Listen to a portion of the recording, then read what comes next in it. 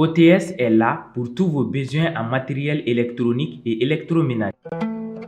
Sistra Technologies est une société de prestation de services et de commerce, évoluant dans le domaine des nouvelles technologies de l'information et de la communication, la fourniture de matériels biomédicaux, la bioinformatique.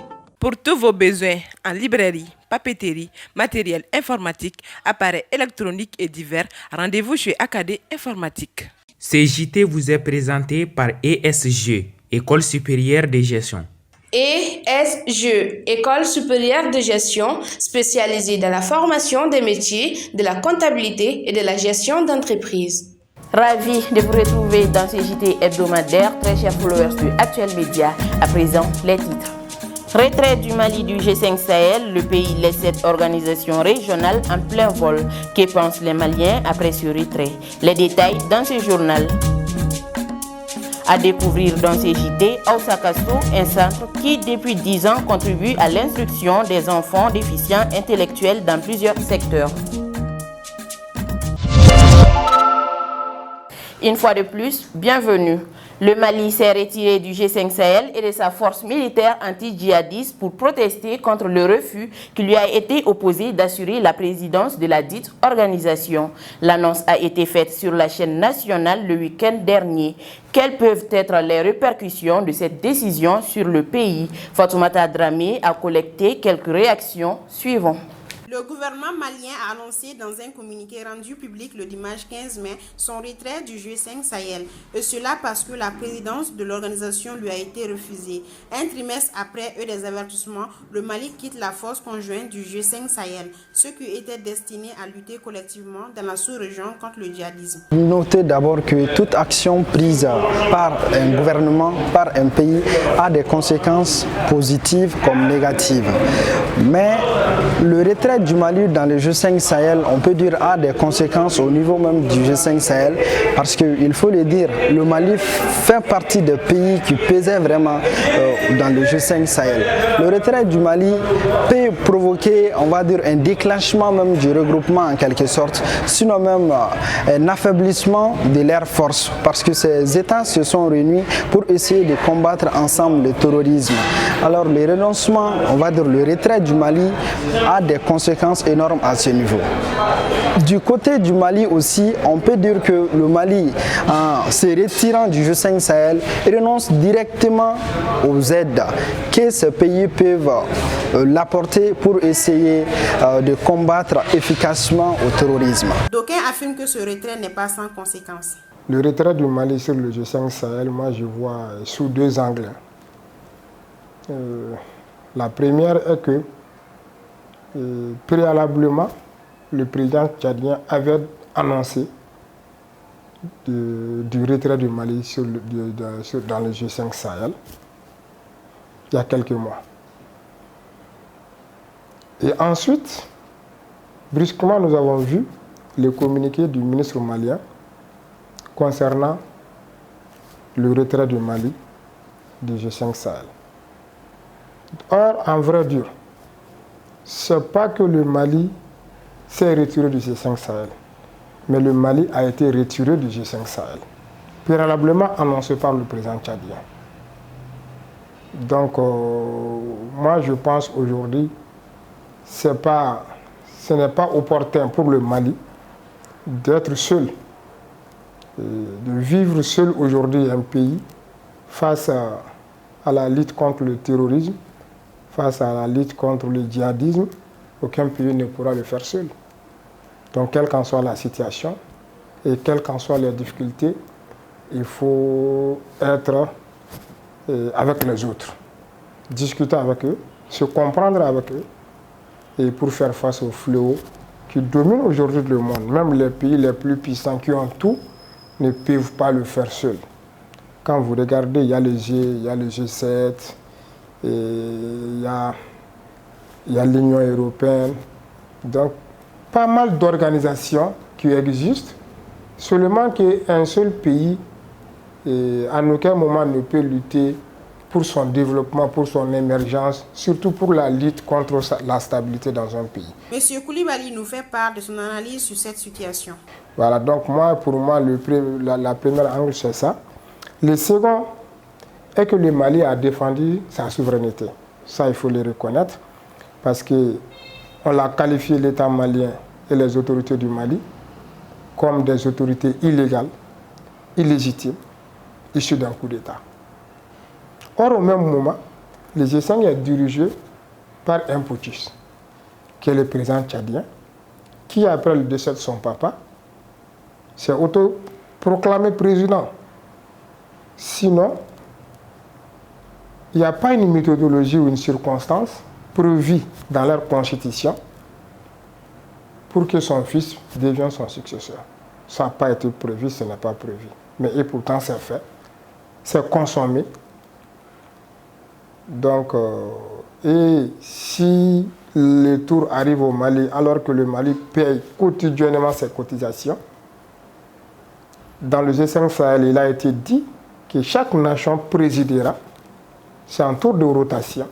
Après les sanctions de la CEDEAO en date depuis le 9 janvier dernier, qui a engendré une crise économique et le retrait du pays du G5 Sahel le dimanche dernier, dont le pays faisait partie depuis 2014, que peut être l'avenir du pays? Serait-il un contre tous? Est-ce le bon moment? Nous nous le posons. Comme annoncé dans les titres, l'apprentissage des enfants déficients mentaux n'est pas chose aisée. C'est dans l'optique de faciliter cet apprentissage que le centre Aoussa Kasso a vu le jour en 2012 sur la rive droite de Bamako. Les enfants de ces centres arrivent tant bien que mal à améliorer leur communication dans plusieurs autres domaines.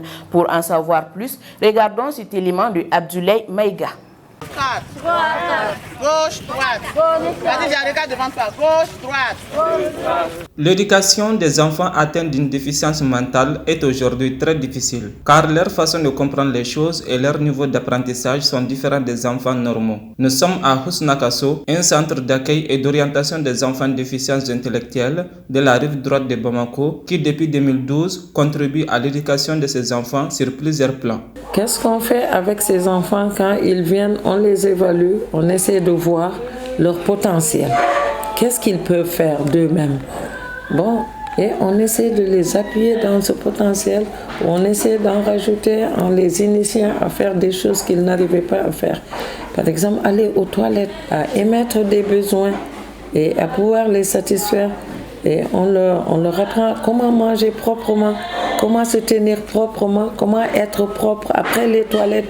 C'est-à-dire se laver les mains au sortir des toilettes, aller à temps aux toilettes surtout. Donc, l'importance de les éduquer, c'est tout simplement de respecter leurs droits fondamentaux. Et le pays même a signé, ratifié.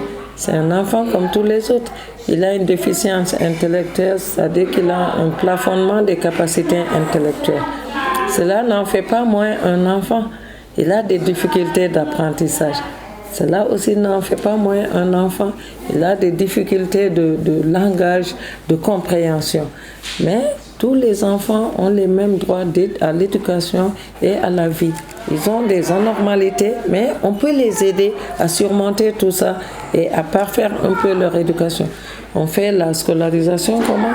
C'est la lecture, l'écriture et les calculs. Selon les monitrices, ces enfants ont surtout des problèmes de communication avec le reste de la société. Leur seul problème est le problème de communication. Voilà, pour communiquer c'est un peu compliqué pour eux. Parler c'est difficile pour eux. Si tu fais le cours, ils n'arrivent pas à les mémoriser. Voilà, des retards intellectuels. Nous, des fonds fait là. Ici, nous apprenons beaucoup de choses à ces enfants pour qu'ils deviennent autonomes un jour comme nous le sommes aujourd'hui. Si tu les apprends une chose, ils arrivent à le faire petit à petit.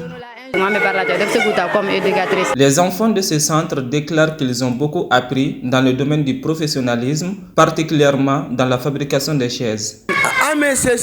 Nous confectionnons des chaises comme on nous a appris. Dès que nous terminons, nous allons les montrer aux gens. Nous fabriquons des chaises avec des cordes et du métal. Nous confectionnons des chaises. Nous attachons les cordes dans les serrans. Je remercie Dieu. J'ai beaucoup appris dans ces centres. Maintenant, je peux faire beaucoup de choses. Ils sont plutôt manuels. Donc, on a des ateliers de fabrication de chaises. Beaucoup d'enfants qui peuvent faire des chaises et aussi la teinture bocolan. Et on a introduit la couture aussi. Et toujours on voit l'intérêt de l'enfant à faire l'activité. C'est comme ça qu'on peut en tirer le meilleur de lui-même. Madame Sadio Kouyaté a amené son enfant dans le centre de Hosnakasso et elle nous dit dans quel secteur son fils s'est amélioré. Au début, j'avais des problèmes avec l'éducation de mon fils. Mais depuis que je l'ai inscrit au centre de Hosnakasso, il s'est beaucoup amélioré. Il peut faire plein de choses de lui-même. J'invite tous les parents qui possèdent ce genre d'enfant de se rendre à ce centre.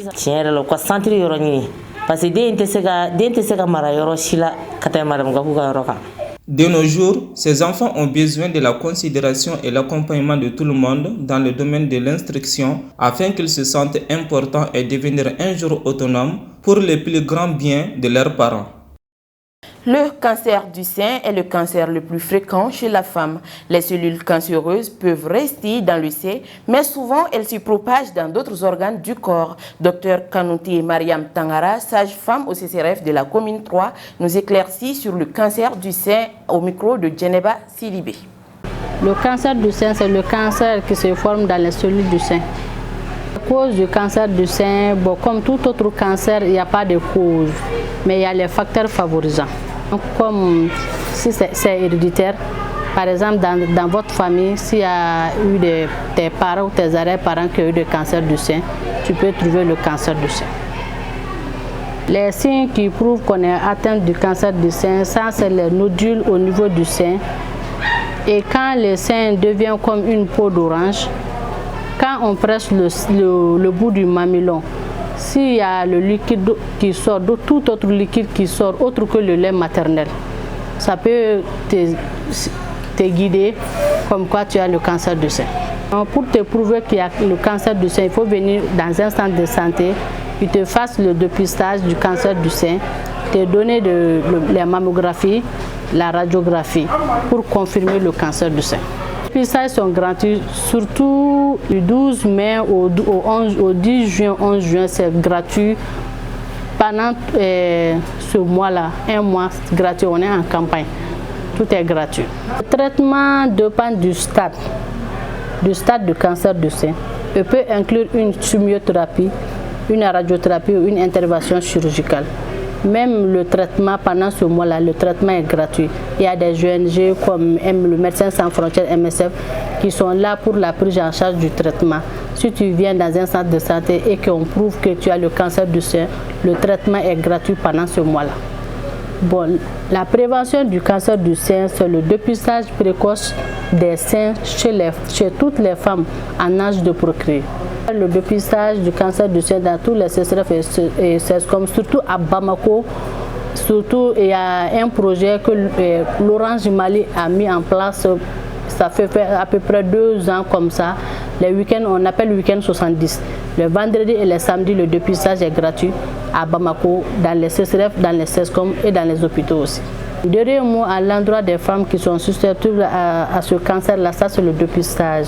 Il faut que les femmes acceptent, les femmes sachent qu'il y a le dépistage seul qui peut nous prévenir de ça. Le dépistage seul peut diagnostiquer le cancer du sein.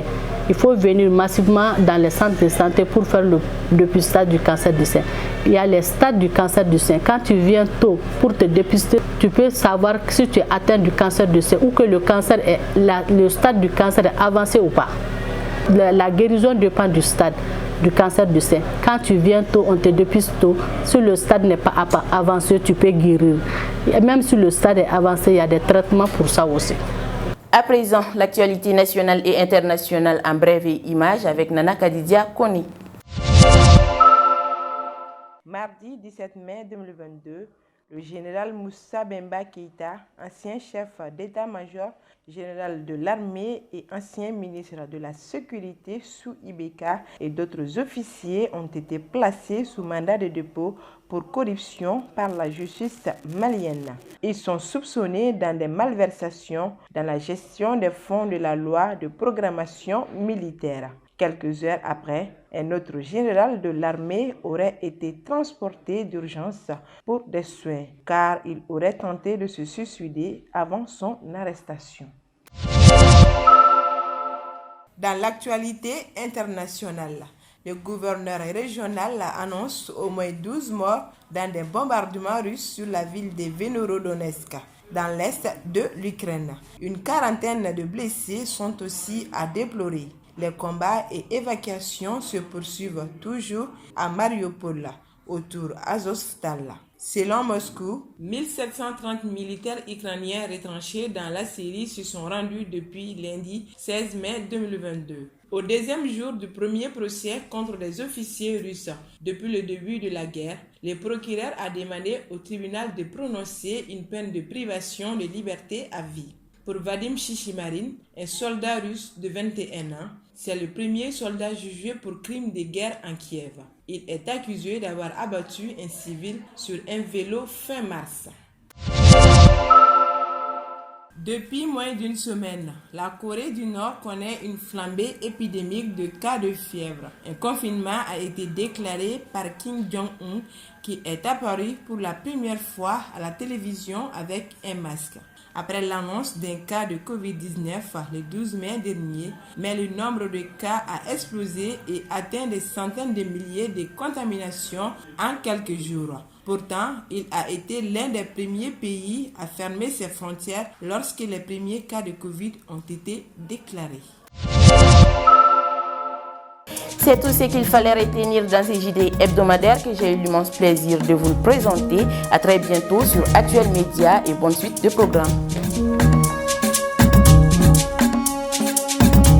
Ces JT vous a été présenté par ESG, École supérieure de gestion. ESG, École supérieure de gestion, spécialisée dans la formation des métiers de la comptabilité et de la gestion d'entreprise.